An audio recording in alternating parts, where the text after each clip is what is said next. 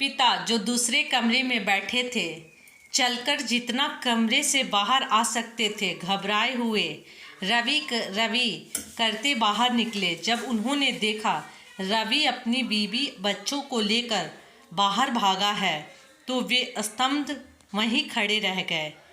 रवि उन्हें देखकर एक क्षण भी नहीं रुका। साथ ही पिताजी आइए, पिताजी आते रहिए कहता बाहर को भागा। रवि ऑफिस से आते ही सीधे कमरे की तरफ चला गया। बैठक में बैठे पिता जिनकी आंखें उसके आने के समय बाहर टिक जाती थी, उसके आते ही निश्चिंत हो कमरे में चले जाते। ये उनका रोज का नियम है। आज ही नहीं, उसके बचपन से 5-10-15 मिनट ऊपर होते ही उनकी बेचैनी शब्दों में निकलने लगती। बहू, रवि आया क्यों नहीं? आज तो रोज से भी ज़्यादा देर कर दी। अरे इतनी देर तो वो कभी नहीं करता। सोनू, पापा को फ़ोन कर, क्या बात है? इन सब का जवाब एक ही होता, आ जाएंगे। कभी काम में देर हो जाती है, कभी ट्रैफिक, और जब उनकी आवाज़ ज़्यादा सुर पकड़ लेती तो खीज निकलती। रोज रोज की यही परेशानी। बच्चे थोड़ी ना हैं, परेशान करके रख देते हैं। और पिताजी अपनी बातों को उनके बेफिजूल के जवाब के आगे दबता देख बाहर ही हर आवाज़ पर दरवाजे तक पहुंच जाते। उम्र अधिक है इसलिए चाल थोड़ी धीमी पड़ गई है। कैसे समझाएं रवि के लिए ये बेचैनी आज की थोड़ी है। बचपन से उसको लेकर उनका यही प्रेम है।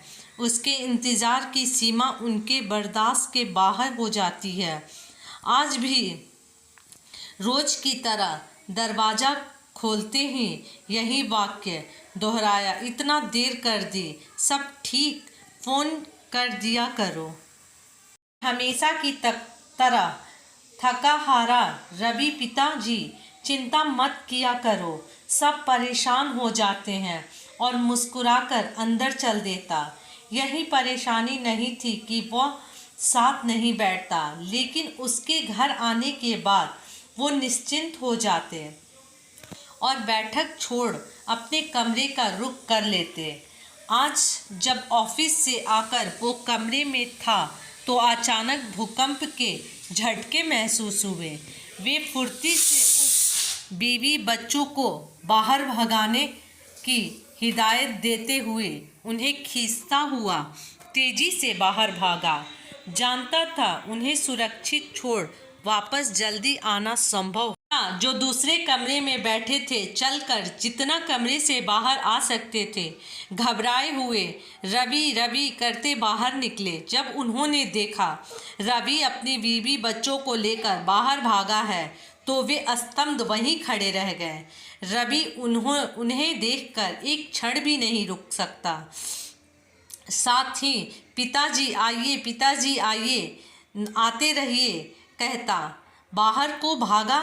भूकंप के झटके रुक कर आ रहे थे।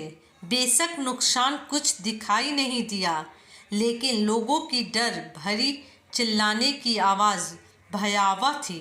रवि को अपने परिवार सहित बाहर भागते देख पिता के पांव जैसे जम से गए।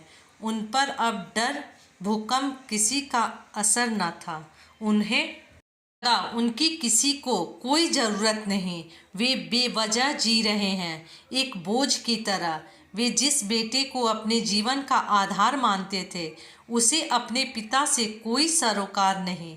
उसने एक बार भी उन्हें बाहर ले जाना जरूरी नहीं समझा। अंदर तक टूटे हुए पिताजी पर जैसे बिजली टूट पड़ी हो। उन्हें जीने का कोई मकसद नज़र नहीं आ रहा था। रवि के बचपन से आज तक के एक एक पल आंखों के आगे आ गए। धर्म पत्नी का चले जाना और उस छोटे से बच्चे को माता पिता दोनों का स्नेह देना। उन्होंने हमेशा यही तो ईश्वर से चाहा कि उन्हें उसके लिए बनाए रखें। लेकिन क्या ये प्रेम एक तरफा ही था क्या? शादी बच्चों के बाद क्या उनका बेटा जिंदगी में कोई अस्तित्व नहीं? उसी क्षण उनकी जीने की चाहत जाती रही। वो निढाल होकर गिर पड़े। कहते हैं इंसान जब मन से परास्त हो जाए तो वे पूरी तरह टूट जाता है। उन 2 मिनटों में पिताजी की जैसे दुनिया ही उजड़ गई। उनकी आंखों में आंसू गिरने लगे। आसपास का शोर हो या डर, किसी का उन पर कोई असर न था। इतने में किसी ने बाँह पकड़कर आवाज़ लगाई, पिताजी हिम्मत मत हारिए, उठिए, जल्दी करिए, 3 झटके आ चुके हैं। बेशक सब ठीक है, लेकिन हमें सावधानी बरतनी होगी। अंदर क्यों आया रवि? तू जा, मेरी चिंता छोड़, तू जा, चला जा। बहुत कहने के बाद जब पिताजी नहीं माने तो रवि वहीं बैठ गया। किस्मत में लिखा होगा तो हम दोनों सही सलामत रहेंगे, नहीं तो आपके आशीर्वाद के बिना मैं अकेला जी नहीं पाऊंगा। आत्मग्लानि से भरे पिताजी एक कदम भी नहीं चल पाए और कुछ ही पल में बेहोश हो गए। रवि भी उनके साथ वहीं बैठा रहा। बाहर से लोग के चिल्लाने की आवाज़ आ रही थी। कुछ समय बाद सब शांत हो गया। थोड़ी थोड़ी देरी में भूकंप के 4 झटके महसूस हुए। में दरार जरूर आई, लेकिन मन की दरार पूरी तरह भर चुकी थी। पिताजी समझ गए बेटा उन्हें आज भी उतना ही प्यार करता है और वही प्यार वो अपने परिवार से भी करता है। बस समय की व्यस्तता और बढ़ती जिम्मेदारी ने उसे सब ओर से घेर लिया है। उसके फर्ज, ज़रूरतें और जिम्मेदारियां बढ़ चुकी हैं। दोस्तों, यदि मेरी कहानी अच्छी लगे तो लाइक, सब्सक्राइब, शेयर और कमेंट